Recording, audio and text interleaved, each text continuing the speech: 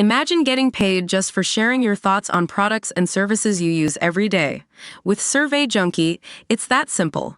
Click on the link in the video description to discover how you can start earning today by taking surveys. Her attempt, aged 54, to reinvent herself as a so-called triple threat, a singer, dancer, and actor, some 3 decades on from her initial rise to fame, is taking everything she has. And even if her marriage is falling apart behind the scenes, it seems Jennifer Lopez refuses to quit. The strain is evident. Lopez and husband Ben Affleck are living separately in LA, though both have been seen wearing their wedding bands. Affleck is thought to have moved out to a rental property in Brentwood at the start of this month, while J. Lo has stayed at their $60 million dream home in Bel Air with their children. 3 weeks ago, she walked the red carpet at the Met Gala, for which she was a co-chair, alone. Some sources have said Affleck is set on exiting their 2-year marriage, having come to his senses that his decision to rekindle their old romance and wed her in Vegas in July 2022 was simply born out of a fever dream. Others say that the pair are working through their issues together and remain hopeful that their roller coaster love story isn't over. Certainly, they have been putting on a united front for their children. Last week, the pair attended a school play starring Affleck's child Finn, 15, from his previous marriage, to Jennifer Garner. Finn and J. Lo's child Emmy, 13, are said to be close. If it is only a question of putting the work in, then you had better believe that Lopez will turn it around, says one of J. Lo's LA-based friends. She has thrown her heart and soul into her love story with Ben and will not give it up without a fight. From what I hear, there is still a lot of love there, so there must be hope.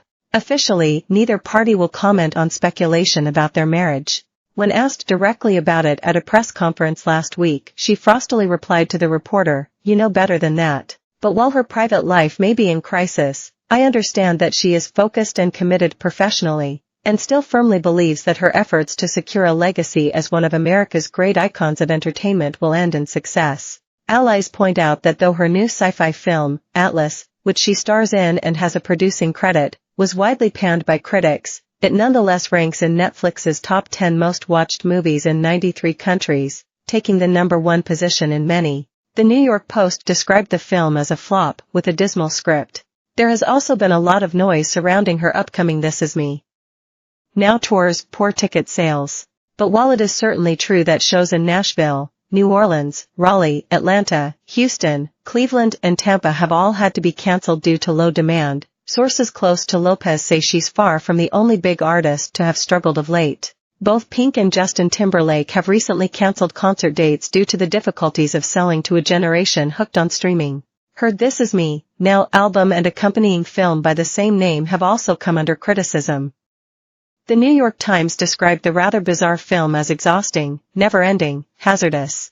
Lopez self-financed the project to the tune of $20 million and said that people thought that she was mad to make it.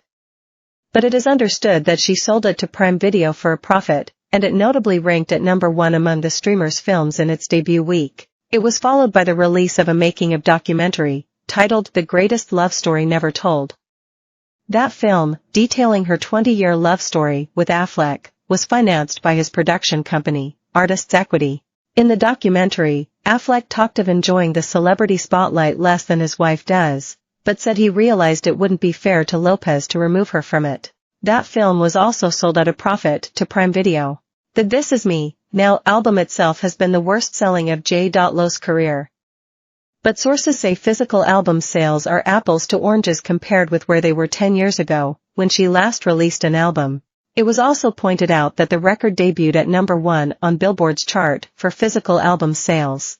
As for what the future holds, I'm told that, despite reports that plans for a J. Lo residency in Las Vegas are now in jeopardy, negotiations are very much ongoing, though no deal has yet been signed.